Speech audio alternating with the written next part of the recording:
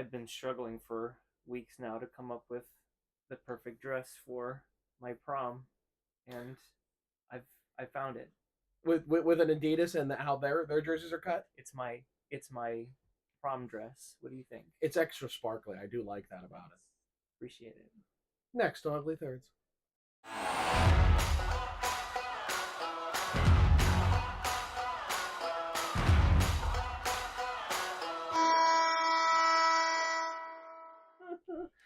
Welcome back to Ugly Thirds. Sports fans, today's topic is the worst features from our Adidas. The worst features of Ugly Third. Next, it's Jersey Cam. Gentlemen, take it away. We just tested Jersey Cam, and during the intro, we heard it switch off. So that's fantastic. Utterly fantastic. Good now, start. I don't do want to see it. Still works. Nice. Now, no one said that we don't read our comments, we don't listen to things. People have clamored, insisted for more Phil. So, Phil, back to you for a little. Phil, take it away. Bake them away, toys. Now, Phil. Wow, that I'm sure that won him over. Phil also has some sort of like I don't know, one of those Oregon Trail diseases. So if you hear constant coughing in the background, that's him. Yes. That is not. Don't adjust your audio. It's yes, us. I've got an ear infection for the first time since I was like 15. So, yes. Adidas. Yeah, we thought we were done with this, but then the microphones decided to just not in the middle and not tell us in any way, shape, or form until well after we were out of here. We did a really good job with it. It was a shame. I would have watched it. So, but Adidas, as much as we lifted them up, I'd also like to knock them down a few pegs. And it's amazing when we do, we get more views. Yeah. Yeah. Now the internet is negative. Now, take a ride with me for a moment. People genuinely thought this was a fine era. And I'm gonna put it out there as to why. Because in the past 8 years, look at how the internet has taken off and the way that we communicate with each other has taken off so much so that these opinions about Reebok may have been out there, but not as widely distributed. Right. While we were getting into Internet 2.0 and like people posting things, it wasn't the creators' content world that we have now, right? Yep. That how much harder it was to have a show in 2007-08, which I did, and it was like we had a studio. We had a studio in college. Yep. Like that's how it happened. Whereas here, a couple idiots and a couple cameras, and we got this down, right? Well, down's a strong word. But it's funny though, because when I go back to watch videos of old games from like 2011, 2012, they don't exist. You have to dig for some guy who uploaded it to YouTube. NHL didn't start using YouTube in that capacity. No, they all tried to have their own things and so on. Right, fighting over territory. Come to my Vimeo. Like, no, I'm not going to do that. But now that we're in the brunt of it, I get the sense that people thought moderately to highly of what Adidas put out. Well, and I think part of it is because they weren't adventurous in the designs like one Reebok was, for worse or for worse. Yep. And Adidas, like so many in trying to pick our best Adidas jerseys, trying not to pick ones that were throwbacks was really tough. It was tough. So yes, Adidas overall was good for hockey, but because they went to everything before Adidas. So is that just Reebok 2.0 essentially? Well, I mean, or CCM 2.0. I mean, like the Flames went back to the 80s. Yeah. The Senators went back to the 90s. You know, like all these things. How many truly original designs from Adidas are sticking around? And we were shocked how many of those were at the end of the Reebok era. Florida and Dallas. Yep. There's a number of Tampa Bay that were right in the Reebok era, and then got ported to Adidas. So it's like. Wasn't Reebok and Adidas the same company for a while? Yeah, look, that stuff gets complicated. How much control is actually happening? Is it just like ownership groups? Like it's hard to say. It's like when Pro Player got sucked up by Fruit of the Loom or something like that. Like, right. Or Nike then bought out Fruit of the Loom. Like it's there. Somebody has gone through. Nike somebody Bauer. On Aesthetics has gone through and made a graphic of, how all of this has panned out in the past. Right, and how much does a parent company, how much power does it have, how much influence? It's impossible for someone at our level to say, really. So, So this dress thing, and So I don't know if a lot of people realize this cut that Adidas had fanned out, and this was a lot. Let's go to the a slide. terrible feature. Phil, oh, usually hockey jerseys are cut square-ish, rectangular-ish. But this one fanned out, and that's the first thing that caught my attention. Yeah, that's not normal. Like this is usually supposed to be square. Like this is, and I like that. That does not get any bigger. Like it is it's you go out just straight down. So whereas that dress effect. absolutely fans out. And even I've noticed it since you brought it up that yeah, totally. Why is it so much wider when really I have issues with why is it so tight up here? Like if they had just done what it is at the bottom with the whole way up, I'd be so much more satisfied with these. One of the things about Reebok was that being that clean fit, that super slim, trim, fast, least amount of fabric possible that you can make. It made the jersey fit like a t-shirt almost. This doesn't. This at the bottom at that hemline where it just kind of like I never understood why it doesn't look great. No, it really when you pay attention, when you realize it. I mean, I'm sure for a certain body type it looks great, but I think like look, you're tiny, and if it's all bothering on you. What are those old timey women's dresses where they like fan out and there's a cage underneath? Like that's what it reminds me of. little hoop skirt. I think so. Those are? Yeah, but it's not just the dress effect to all this too. No, there's a whole lot worse, but there's one in between when we talk about sizing and whatnot. We knew it was coming. Wait, look, I have been crying about this for years. This and that ads are the worst thing, in my opinion, that Adidas has done. Like look, is it Adidas? No, but it falls on them, right? They're the ones. It's their jerseys. It's this era. Yep. Where did ads on hockey jerseys start? It's the Adidas era. Now, was it meant to be the Adidas era? I don't know, but COVID certainly pushed that thought process ahead a little bit quicker. Oh, they promised it was just ads on just the helmets for just 1 year, and I said no, it's not going to be that way. And everyone told me no, that's what they said. You got to believe them. I almost took a screenshot of me sending you like, hey, helmet ads next year, and you went on this like rant about being a gateway drug to absolutely much harder things. You never put that toothpaste back in the tube. Once they find a way to make money, they're going to keep making money that way. Once they do it just slow amounts. It's that frog in the water, you slowly turn it up to boiling and it's never going to notice. Like that's just what they do across the board with all of this stuff, and we're going to be looking like European leagues in no time. How long do we have until a second advertisement makes its way on here somewhere? Look, we are 20 years from this at best. And when people, PlayStation's cool. Yeah, okay, it's cool when you like the thing, but when it's like a waste management company or something, as it is in Detroit, they put trash on the jersey. How about this? Let me ask you about meaningful sponsorships, because for me, if I'm going for a patch, and I'm gonna take one with me today because you got an extra one for me, if I'm going for a patch that sells something, is this worth it? I struggle with some of this. Now, I got this because I bought myself a Grubauer, and then he didn't play in the Winter Classic, and I'm like, well, I it's inaccurate. Like I can't have that. Right. So, and I looked, and the Kraken eventually did wear it just as a third jersey, and he played that game, and they had the patch, not the. So I had to add it for my own ability. So I'll have Phil come in on this. If you don't know, the advertisements are on the league. You've seen them. Some teams have them, some teams don't. But what Seattle did is they kind of leaned into the idea of keeping indigenous, But it is an ad for their casino, right? So it's like that one. And I think it's the Utah Jazz have a charity on their jerseys. I don't know the NBA well enough, but like, okay, they're advertising it where. It's hard, and you could even say, well, Canucks had Canucks Place on it. Winnipeg had the Goals for Kids. How different? And it's like, Is there a line? Sure, I suppose there's a line. I suppose it's out there somewhere. It depends on how much. I don't know. My thought is that we buy these things, we root for these things because it's based in a city. This is a civic thing. Yep.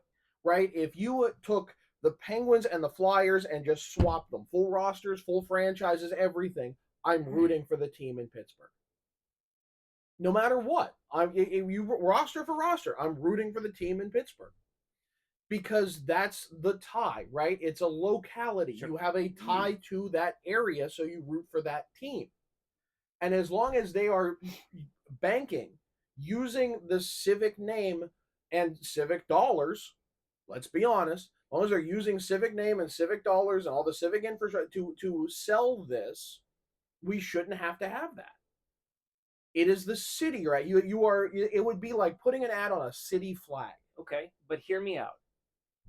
Money, and that's really and look. There's a difference between advertisers and sponsors, right? And you can, like, Paul Lucas has been the guy on this. I know he's retiring from UniWatch, which is a huge end of an era. But okay, there are places that need sponsorships. Without that money, they don't survive. I guarantee a lot of these Euro teams are that way. Without the companies spending money, they don't survive. Sure. Your Little League baseball teams in the area, and they get, a dentist Chico's on the back. bail bonds. Right. Like any of the, they need those. That's not the same. This is multi-million, multi-billion-dollar corporations paying players millions of dollars to play a game, banking on my civic pride to buy these things. They don't need this. They never have needed this, and anyone who truly believes, oh, they need that revenue, hasn't actually looked at those sheets and said, oh yeah, this is normal. This is they're strapped for cash. Oh God, how are they ever going to survive? How are they going to feed their kids? Like, give me a break. Is it one of those things where you have to look at it as we aren't making enough money versus how could we make more money? It's always how could we make, because, like, if you're not making enough money, how about you spend less? Wasn't that what the whole point of the salary cap? How does it go up every single year? Because they keep finding new infusions and more cash. And again, if you want to name them the Red Bull Penguins, that's fine. But I'm not, like, I'm going to root based on my personal loyalties then, and not my pride in my city, sure, or state or location or however, right? Because Minnesota, right? Like, as long as they are banking on my, as long as they are trying to pull on my heartstrings with that's pride in where I'm from, I think it's wrong to put this stuff on there. Well, it's fascinating too, because not every team has it. And my understanding is, because Buffalo's one of them, my understanding is it's not that they are opting not to do it, it's that nobody will sponsor them. That is at least the rumor out on the internet right now, is that the Sabres can't get a sponsorship because nobody wants to pour money into the Sabres. Understandably so. It's been a hot minute since the team has made the playoffs. But where do you draw that line between not wanting to make more money and in this instance, let me reframe that. You have something tied to your community that's deeply personal to this area versus Rapid 7 in Boston, a company just outside the arena. We drove past it, we walked past it. Where is that community within that branding? And I think that's a weird thing that's also somewhat modern, because like with the Steelers, it was Heinz Field. Heinz is a Pittsburgh corporation, which has been a pillar of the community. Now it's Acupuncture Stadium. What's the actual name? Acrisure. I don't know who that is. They sponsor another one. There's an arena too. Acupuncture. But but then there was such a fan outcry about the Heinz that they actually renamed the gate the Heinz Gate because of that civic pride.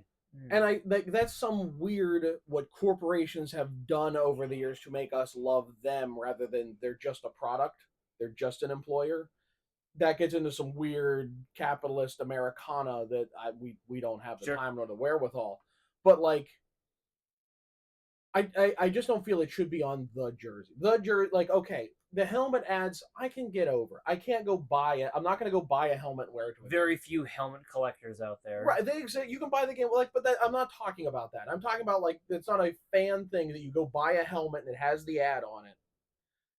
The jerseys have been the thing they've sold since at least the early '90s as the thing you wear to games.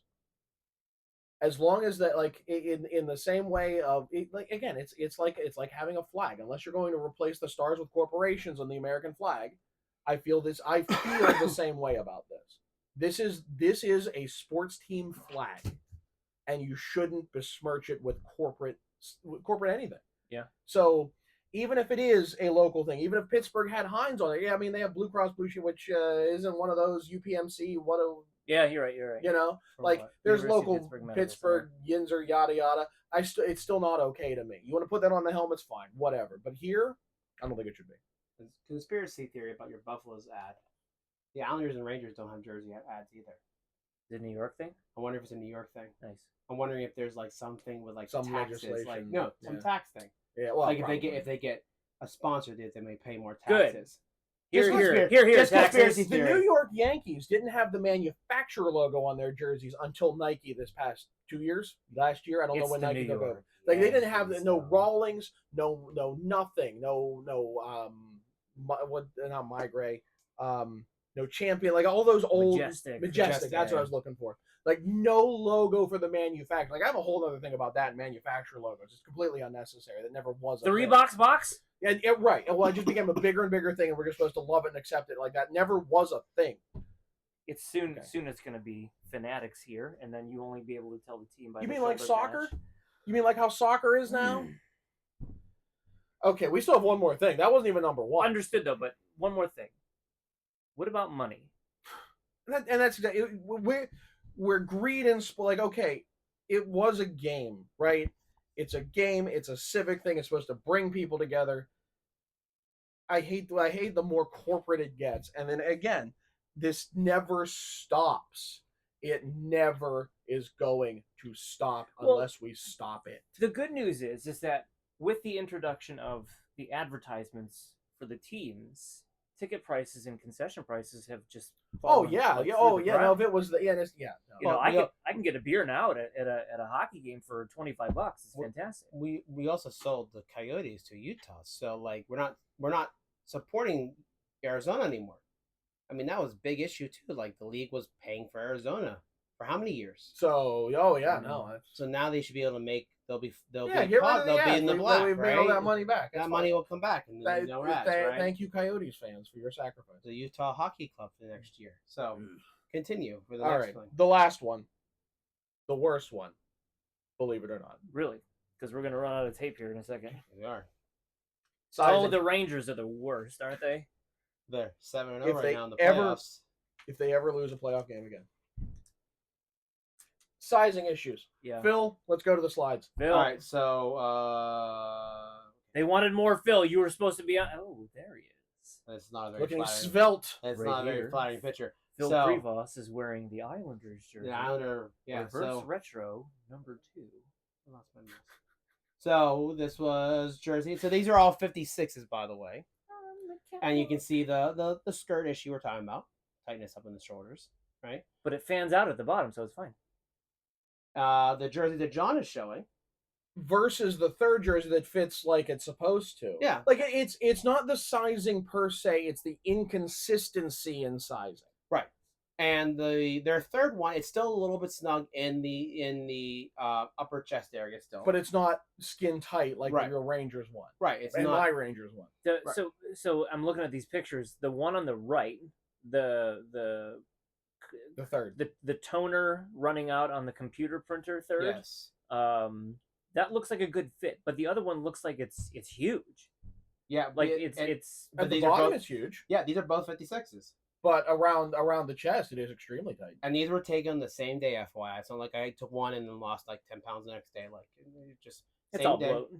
Yeah, it's all bloat. It's. I think there's at least one more slide. I think.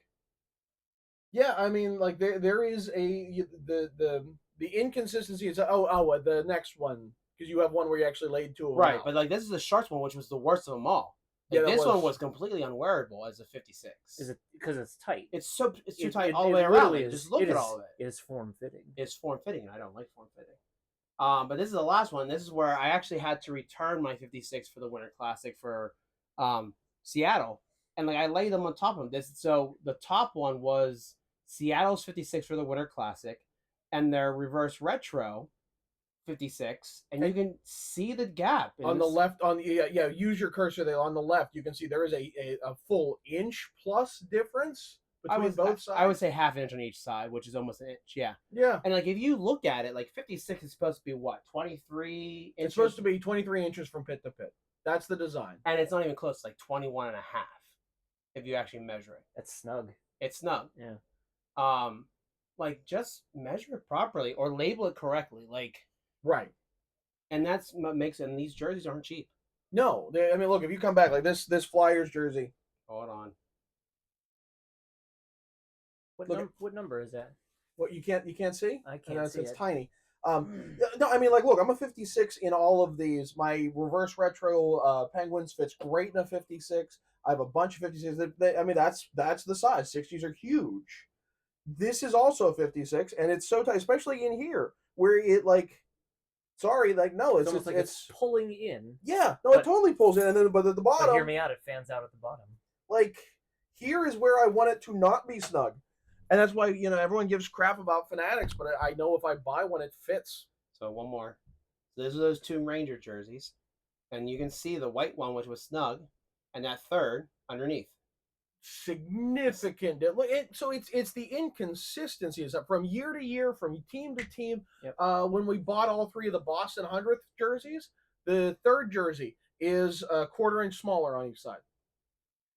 Like, how does that happen? How? I can understand once in a blue moon, but you and I and Phil aren't the only ones talking about this. Like, this is a concern across the community. And when you invest this much in them, because they're not cheap, I want it to fit. I want to buy something and know it's going to fit. And when you have these ones, like these outdoor games where it runs out, I got to buy the right size the first time. Or are you waiting till June still for one? Well, that's a whole different. That's number 4 on the list of that. But like, if you get it, yeah, well, that's true. You could get this Devils one, and it could be too tight. Well, no, it's a Fanatics. Oh, because they didn't even have an option to buy the Adidas version. I stand corrected.